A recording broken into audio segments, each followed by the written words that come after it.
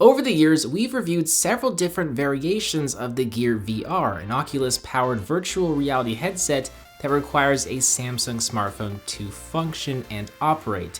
If you've ever purchased a Samsung smartphone, you've probably received a free Gear VR and have played around with one.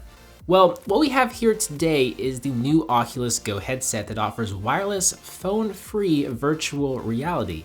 It's a $200 piece of equipment that has everything needed for you to enter virtual reality and start playing games or consuming media. If we rip off the plastic wrap and slide off the top of the box, we'll get a glimpse at what is inside. Up front and center is the Oculus Go headset itself with fabric straps on the sides. It consists of a plastic construction, and while it's not too heavy, it does have considerably more weight to it than a standard Gear VR headset.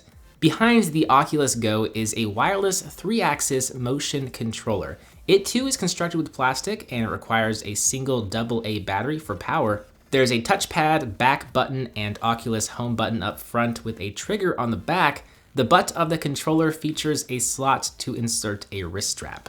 Last but not least is a box containing some other accessories. First, we have a rubber eyeglass spacer that can be inserted into the headset to allow you to wear glasses while in virtual reality. There's a US wall wart used for charging, some batteries, and a wrist strap for the controller. The other little compartment features a micro USB charging cable, safety and warranty packet, and cleaning cloth. What's interesting is that you still do need a smartphone to install the Oculus app and set up the headset. Thankfully, the process is fairly painless and it just requires some Wi-Fi and Oculus account info and updates. The app does work for both iOS and Android. Upon first impressions, the experience of the Oculus Go is actually not as bad as I imagined it would be given the price. So it features a 2560 by 1440 WQHD fast switch LCD display with a 538 pixel per inch index. You can certainly notice the pixels when you're viewing content, but I would argue that it's easy to overlook them and still enjoy watching Netflix or enjoy playing games. With that said, I could imagine it being harder to overlook if you're coming from a high-end Oculus Rift headset or HTC Vive. I think it's pretty clear that this is an entry-level headset. The results and the experience of virtual reality is only going to get better the more money you shell out. If you buy an $800 Oculus Rift headset or HTC Vive, you're going to get what you pay for and you're going to have a better experience. What truly makes this headset worthwhile, though, is its access to over 1,000 games and experiences available via the Oculus App Store.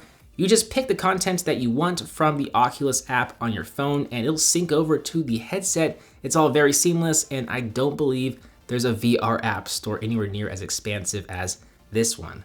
You do have 32 gigabytes of internal storage in the $199 base model, 64 gigabytes of storage in the $249 model. You probably should spring for the $249 model though, because app sizes can be pretty large. The graphics are going to be on par with that of mobile games. In fact, the processor powering the Go headset is a Snapdragon 821 chipset with 3 gigabytes of RAM, which is similar to the power of the LG G6. Now, to get the best experience, you'll probably want to throw on a nice pair of headphones. There's a 3.5mm headphone jack on the side to do just that, with volume controls and a power button up top of the headset. If you don't want to get that immersed, you can opt in for the spatial audio drivers that are built into the headsets that get outputted right by your ears, which is kind of nice. Once again, it's nice having an all-in-one solution to enjoy VR. For $200, the Oculus Go could really be worth it if you're new to virtual reality or just want to casually watch a movie or play a game in VR. The price really isn't too much considering you do get a controller and everything you need to enter VR. You don't have to buy an $800 Samsung smartphone and pop it into the back of this headset anymore. If you're interested, I'll place a link to the cheapest listing I can find on Amazon in the description of this video.